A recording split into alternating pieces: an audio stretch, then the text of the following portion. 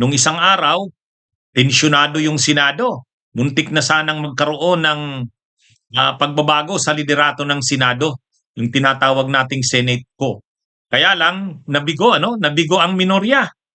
Ha? At akala ng minorya, magtatagumpay na sila. Si Pia Cayetano nga, grabe na yung ngisi. Sabi ni Pia Cayetano, nung naglalakad doon sa hallway ng Senado, ini-interview ng media. Madam Senator, ano pong mangyayari? Sabi, hintayin nyo na lang. Tapos tumatawa siya. Parang nakakasigurado na magtatagumpay sila. Ngayon, ang sabi ni Pia Cayetano, tanungin nyo na lang kung sinong instigator. Ikaw ba naman, ang inaasahan ni Pia Cayetano, magiging Senate President pro tempore na siya eh. Kasi magiging Senate President si Loren Legarda umano, pagkatapos ay Senate President pro tempore si Pia. Kaya lang, wala, naunsyami ang lahat ng yon, bigo. Kaya, nung nakita nilang wala, hindi na mangyayari yon, hindi na nagpakita yung minorya. Umalis na. Kaya nung nagpipreside na si Loren Legarda, ginawang presiding officer, sabi ni Senadora Loren, tayong majority na lang ang nandito, wala na yung minorya. Ngayon, sino ba kasi ang instigator nun? Ang lumalabas, ang pinaka-prime na instigator, umano ay si Alan Peter Cayetano. Si Alan Peter Cayetano. Siya yung chief architect. Siya yung chief strategist. Siya yung prime instigator ng nasabing Senate ko na nabigo. Ngayon, pahiya si Alan Peter Cayetano. Sa bagay, hindi naman yan kinakaila ni Alan Peter Cayetano eh. Pag tinatanong siya tungkol sa magkakaroon ba ng pagbabago sa liderato ng Senado, anong sagot lagi ni Alan Peter Cayetano dyan? Kami naman sa minorya, syempre lagi namin gustong mangyari na kami ang malagay sa mayorya.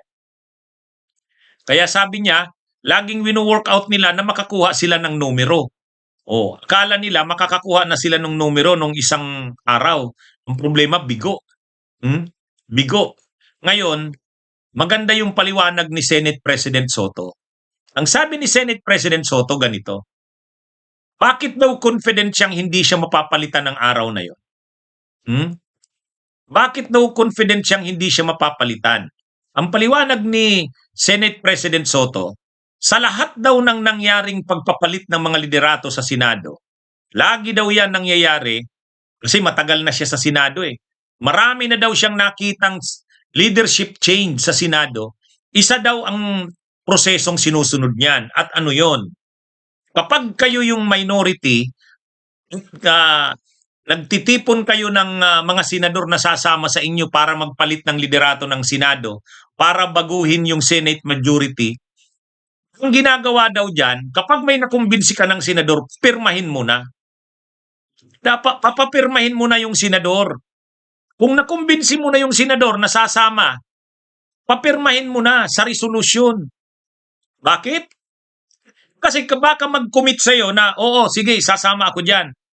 Tapos pagdating dun sa floor, kapag doon na sa session sa floor, akala mo committed pa sa'yo. Ay paano kung mag-change ng isip? Kaya ang ginagawa daw dyan, kapag mayroong ganyang mga leadership change, halimbawa, sila Cayetano, ang gagawin niyan, magpapapirma sila sa mga senador. Di mayroon na silang siyam. Halimbawa, nakumbinsi na nila si Loren, o di 10 na. Halimbawa, nakumbinsi na naman nila yung magkapatid na Villar, si Mark Villar sa si Camille, di 11 na. Plus kung si Loren, 3 na, o di 12 na, 12. Kung makumbinsi pa nila, halimbawa si Win Gatchalian, di 30 na. Kung nakumbinsi pa nila si Mig Zubiri, di 40 na. Papapirmahin mo na lahat ng nakumbinsi mo. Para, pag nakumbinsi mo na sila, hindi na sila makakadeny. Kasi nakapirma na sila, nag-commit na. Ngayon, pag nakakuha ka na ng permang more than 13, halimbawa 50 na, yung leader ng minorya pupunta na ngayon sa opisina ng Senate President. Ipapakita na ngayon yung permadong resolusyon. Wala nang magagawa yung Senate President. Ang gagawin ng Senate President, magre-resign na lang siya. Magi-giveaway na siya kasi nandun na. Pinakita na sa kanya eh. Kaya lang, ang nangyarian niya, sabi ni Senate President Soto, pag-start ng roll call o bago nagtawag ng roll call, wala naman sa kanyang pinakitang papel. So ibig sabihin, wala. Di ba nung nangyari kay Chis Escudero? Nung pinuntahan si Chis Escudero sa opisina niya, nung pinuntahan siya sa opisina niya, pinakita sa kanya na may perma na. Majority na may perma, 15. So wala na siyang nagawa. Umano na, sinurinder na ni Escudero, nag-resign na siya. Wala naman diyan masyadong labanan na. Wala na yan. Pag naipakita yung perma ng sumusuporta at majority na yon, ang Senate President magi-giveaway na. Kaya lang, ang sinasabi ni Senate President Soto, nung nagsimula yung session ng hapon na yon, bago mag-roll call, wala namang pumunta sa kanya sa opisina niya. So, ibig sabihin, wala yun. O ngayon, kaya, kumbaga, ang ibig sabihin pala noon, bago nagsimula yung session, ginagapang pa sana nila Cayetano siguro, yung ibang mga yung ibang mga senador. Ang problema, 12 lang ang nandun. 12 lang ang nakukuha nilang senador, ay wala si Bato de la Rosa. So wala. Kapos sila sa bilang. Kahit kasama na si Loren Legarda, 12 pa lang. Kaya wala na. Nagsimula yung roll call, walang ibinigay kay Soto. So ngayon, nakikita nyo, ano na, siguro na-realize na ni Cayetano, wala silang bilang, hindi na pumunta kay Soto. Walang dinalang papel kay Soto. Dahil walang dinalang papel kay Soto, sabi ni Soto, alam ko na wala silang bilang kasi wala namang naipapakita sa akin eh. O sa kanya daw. Pero kung may naipakita daw sa kanyang papel na may pirma, 13 or more, wala na, alam nang wala. Kaya yan mga kabunyog, mga kababayan, ano? Yan yung pangyayari dyan. Ngayon, itong si Alan Peter Cayetano at saka si Amy, sila talaga yung nagmaniobra dyan. Sila ang nagmaniobra. Kinumbinsi nila si Loren, kahit papano nung una nakumbinsi si Loren. Kaya lang nung walang bilang, kasi nga, dudu silang ang nandun na parang nakumbinsi, wala na. Hindi na nila pinagpilitan. Kaya, kumbaga, alam naman natin yung kwento, bago nagsimula yung session, pabalik-balik daw sa opisina ni Loren Legarda yung mga minority senators. Magalaw, makilos yung mga minority senators. Kaya lang, sabi ni Senate President Soto, naghihintay lang siyang may pumunta sa kanya. Dahil walang pumupunta sa kanya, ibig sabihin hindi nakakuha ng sapat na bilang. Kaya nung nagpatawag na ng roll call, wala na. Dapat bago mag-roll call, ibinigay na sa kanya yung papel. Kasi kung binigay sa kanya yung papel na pirmado na ng 13 or more, nagre-resign na siya. I-declare ng vacant lahat ng positions. Ay wala naman. Kaya wala na. Kaya nung mag-break nung hapon, nag-usap-usap sila sa majority, wala na yon. Hindi na nagpakita yung minorya. Nahiya na siguro. Si Cayetano hindi na rin makita. Si Alan Peter. Pero, tama naman yung sinabi ni Senate President, dating Senate President Drilon. Hindi pa rin pwedeng magkampante si Soto. Kasi, alam nyo naman yan sila Cayetano, mga veterano na yan. Gagalaw at gagalaw yan, lalo pa ngayon na malapit na ang impeachment ni Sara.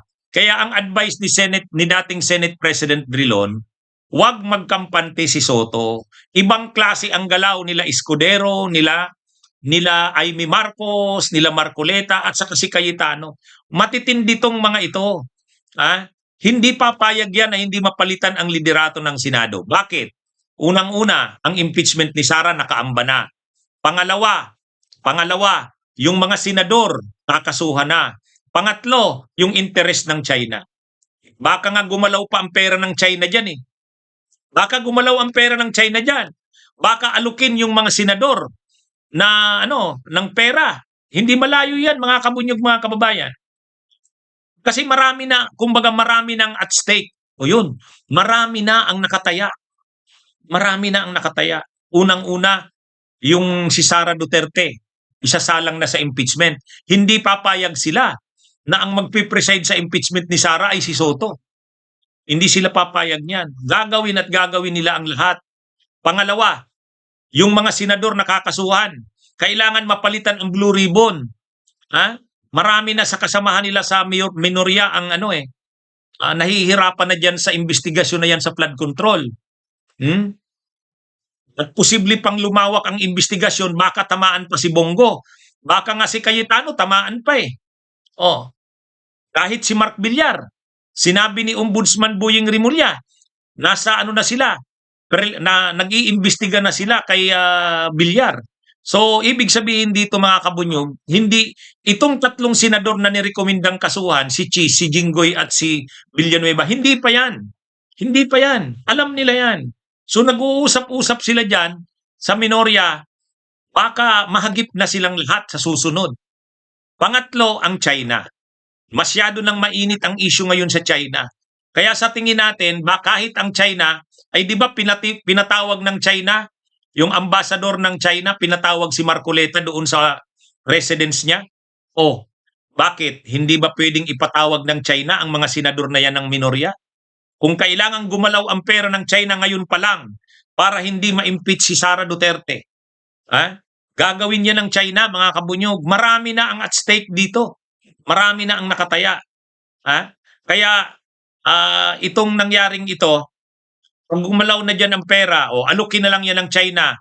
Halimbawa, yung mga senador na magre-re-elect sa 2028, alukin na lang ng China ng pera. Alukin na lang ng China ng pera. Kaya, actually, mga kabunyog, mga kababayan, ang sitwasyon ng bansa natin ngayon, nasa ano talaga tayo? Nasa oras de peligro tayo. Hahayaan ba natin na ang mga leader na tulad nito, nila Cayetano, nila Marcoleta, nila Amy Marcos, ay silang mangibabaw sa bansa natin? Kumbaga, tayo naman, nakikita naman natin, kahit naman ang Marcos, kahit ang Romualdez, alam natin, marami rin dapat ipanagutan yan. Halimbawa, yung kapabayaan sa budget. Tama naman yung mga nire-raise na issue. Na anong ginawa ng presidente tungkol dun sa budget? Yung paglawak ng mga ano man na yan sa unprogrammed appropriations, may pananagutan dyan si PBBM. Kaya lang, mas malala kapag itong grupong ito, itong pangkati na ito, Cayetano, Amy Marcos, Marcoleta, Joel Villanueva, matindi ito mga kabunyog, mga kababayan. At alam natin kung kaninong interes ang pinaglilingkuran nila, China. Kitang-kita nyo naman ngayon ang mga issue kay Marcoleta. Kitang-kita nyo ang pinagsasabi ni Marcoleta. Kaya ito mga kabunyog, mga kababayan, itong mga galaw nila Cayetano, kung nabigo man sila nitong nagdaan na araw, tama ang advice ni dating Senate President Drilon. Ang advice ni dating Senate President Drilon, veterano na siya sa laro sa kalagayan ng Senado. Huwag magkumpiyansa sila Soto. Nakikita nyo yung mga at stake? Unang-una si Sara. Kailangan protektahan si Sara.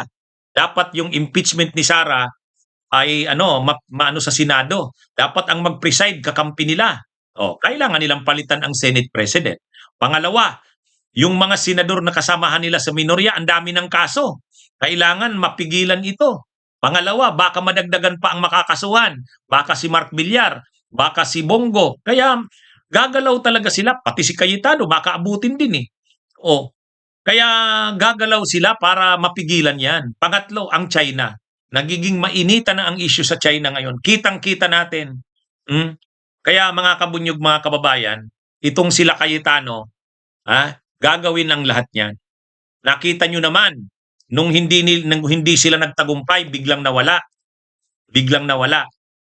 Nagbakasyon ng ilang araw ngayon, babalik sila sa February 9. Abangan natin, baka mayroon na naman silang galaw. Mayroon yan, mga kabunyog, mga kababayan. Mayroon yan. Gagalaw ang China. Mapera ang China. Kaya medyo mabigat talaga itong sitwasyon natin. Pero, ang isang bagay naman na makakapigil dyan, tayong taong bayan. Bakit tayo malaki ang magagawa? Kapag pinakita natin sa kanila na hindi katanggap-tanggap ang mga ganyang liderato ng Senado, ang mga senador, nag-iisip din naman yan na ang kanilang imahen bilang institusyon ay malinis at maganda. Mayroon din namang mga senador o marami rin namang mga senador ang nag-iisip, dapat ang imahe ng Senado, reputasyon ng Senado, ma-preserve. kailangan ang imahe ng Senado mapangalagaan din. Ay alam naman nila na kapag ang liderato ng Senado ay sila Cayetano, ang mga tulad nila Marcoleta ang nasa Blue Ribbon, isusuka ng taong bayan yan, madadamay sila dyan. Kaya ano ito, mga ano din yan. Kaya nga ang ginagawa na style nila Cayetano, kunwari ang linalagay na Senate President si Soto ay si Loren eh. Hindi naman sila ang ilalagay nila. Kaya lang, sino naman ang maluluko nila?